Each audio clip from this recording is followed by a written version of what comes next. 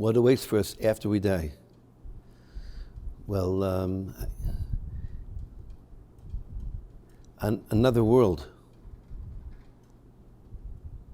a different world. We see that people die, so it's a world where it seems like I assume the body is sort of ejected, at least the physical body. The body is left here, and we continue on. I think people are afraid of death when someone, let's say, loses a close relative, a parent passes away, a child passes away. So it's only natural that they want to know, where's my mother? Where's my father? Where's my son? Where's my daughter?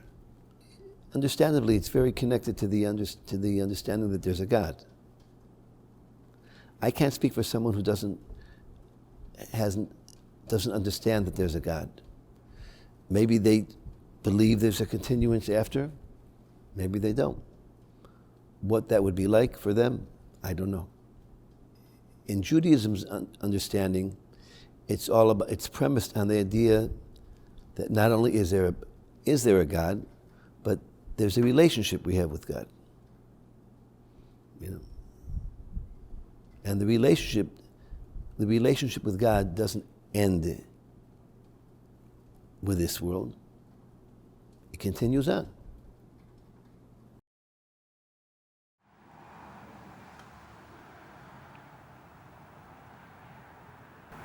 Based on the Buddha teachings, we are in the circle of samsara. So that means after we die, we will continue reborn again whenever we did not attain the nirvana, did not reach the nirvana yet. We have to follow the Eightfold Path. This is the path to reach the enlightenment, right view, right thought, right speech, right actions, right livelihood, right effort, right mindfulness, and right concentrations. This is the Eightfold Path in Buddhism.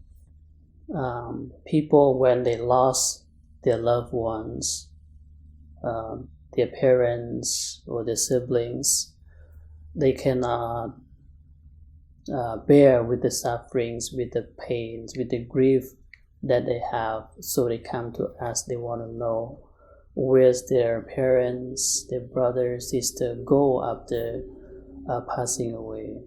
So I describe to them, we are living just temporary. The nature of beings that we want to live, we don't want to die.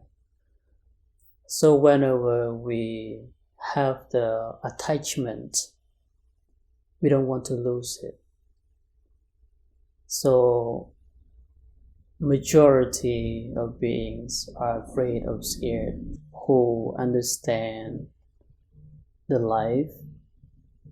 They won't scared of being died because they live fully.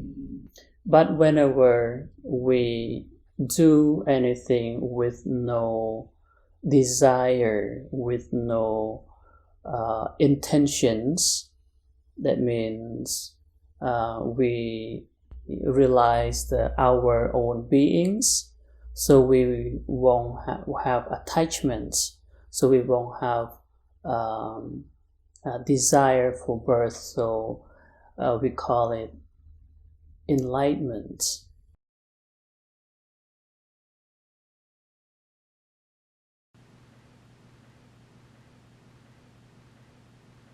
What happens with when a person dies is that the body dies and the soul, which is immortal, goes to God. And what we call it in the Catholic teaching, even from the Catechism of the Church, we talk about personal judgment or individual judgment. So the soul would have its own judgment based on the good life, good deeds or bad deeds, and it would either head to heaven or hell. So those are actually the fundamental teachings of of life is hell or heaven. And then Catholics do believe that there is an in-between path, what we call it a time for purification, and we call it purgatory. So there are some souls that need some purification because of their state of life in this world, and then they go to heaven. Basically, it is about heaven and hell, which is the sure teaching of the Bible and also of the Church. If that soul really have by particular choice lived a bad life and never wanted to change or repent or accept God's mercy or forgiveness, and definitely that is a personal choice, definitely that soul would head to hell, what we call in the biblical terminology everlasting fire. Yeah. So there are times people feel a little bit uncomfortable, especially if they have not reconciled themselves with their past. But there are people who are quite reconciled with their past life, or with the family members, or with their children, or with their friends, and they are okay.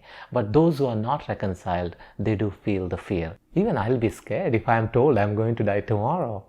Naturally, because it's a human instinct to live. What we have not seen in reality, in a physical way, we are always afraid. And that's a humanness to survive, to remain forever. But we have to realize that everything has to move, and something passes, new thing comes. But one thing is, for Christians, we always look at Jesus. And he is the central theme of our Christian life, because we believe God sent him for a purpose, and he died for us, and he brought the reward, which is everlasting life. The understanding that one day we all have to go. One day we have to, whatever religion or faith you belong to, one day you have to go. One day you have to meet your Creator. Jesus very clearly says, death comes like a thief. It's like a surprise. That's why he always talks about, be prepared. You never know when is the end going to come. Ultimately, the final judgment would be like this. Choose the right decisions, right choices, you're walking towards heaven. If you all the time preferentially choose the wrong choice, and then you are entering into the path to hell. So I would say, definitely that person, if that person doesn't repent, and doesn't want to accept God's mercy, doesn't believe in love of God, I would say that person definitely would head to hell, because that's what he or she chooses. You get opportunities every day in your life. Do you take those opportunities, or you just say, I don't care, I just want to live my life? Then if you made that choice till the end like that, and not repenting, not want to change, not want to admit, but you have caused not only harm for yourself, for others as well, then that's the path you will take it at the end. Whether you call yourself a Christian or a Hindu or a Muslim, we are here to help one another. We are a big family. At the end of the day, what good I have done to you? What good you have done to me? Have I helped you to be a better person or not? That's what we need. Not about your religion right, my religion right. That's your belief. That's your relationship with God. But as a person, as a human being, help one another. Why is Jesus saying Matthew chapter 25 about doing good to people, And that is the mission. If you don't do that, there's no point in going to church. There's no point in reading the Bible. There's no point in praying 2 times or 7 times or 5 times a day, if you can't do charity to people. Simple. But I think somewhere people have to believe something.